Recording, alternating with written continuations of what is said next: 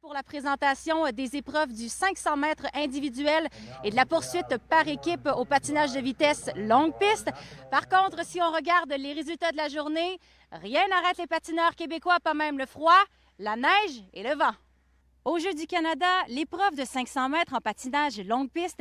Des conditions météorologiques encore difficiles aujourd'hui pour la présentation des épreuves du 500 mètres individuel et de la poursuite par équipe au patinage de vitesse longue piste. Par contre, si on regarde les résultats de la journée, rien n'arrête les patineurs québécois, pas même le froid, la neige et le vent.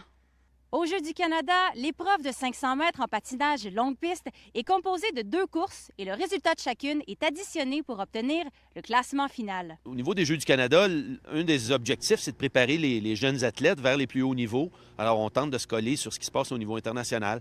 Mais là, ça vient de changer au niveau international, donc probablement qu'au prochain Jeu, on va considérer revenir à une seule manche aux 500 mètres. Du côté féminin, les Québécoises Rose Laliberté-Roy et Véronique Derry ont terminé 2e et 3e en réalisant toutes les deux leur meilleur temps à l'extérieur cette saison. C'est l'Albertaine Brooklyn McDougall qui a été la plus rapide en battant au passage le record des Jeux du Canada pour chacune de ses courses et au cumulatif. C'était à la hauteur de mes attentes. J'avais de grands espoirs de médaille pour cette course-là, mais avec les conditions qu'on a aujourd'hui et hier, j'étais un peu nerveuse, mais je suis vraiment satisfaite de ma performance. Normalement, on fait 2 fois 500 mètres, peut-être dans la même compétition, mais c'est très rare qu'on fait ça 2 fois dans la même journée.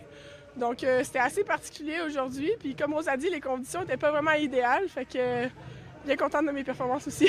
Inspirés par leurs consoeurs québécoises, Cédric Brunet et Antoine Gagnon-Lamarche sont également montés sur la 2e et 3e marche du podium, tout juste derrière le Manitobain Tyson Lengeler, lequel a réalisé un temps total de 74 secondes et 73 centièmes. Ça s'est très bien passé. Je te dirais que la première course, ça s'est passé comme je voulais.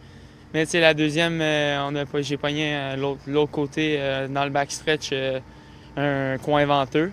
Ça m'a un peu nuit, mais à part ça, je suis très content. On a 2 chances de faire des bons temps. Si tu pars avec un moins bon un peu, tu as la chance de te reprendre, de faire un meilleur temps puis essayer de décrocher une médaille. En terminant, j'en profite pour vous mentionner que les filles du Québec ont également remporté l'épreuve de poursuite par équipe. Elles ont aussi battu le record des Jeux du Canada. Et les messieurs, quant à eux, ils repartent avec la médaille d'argent.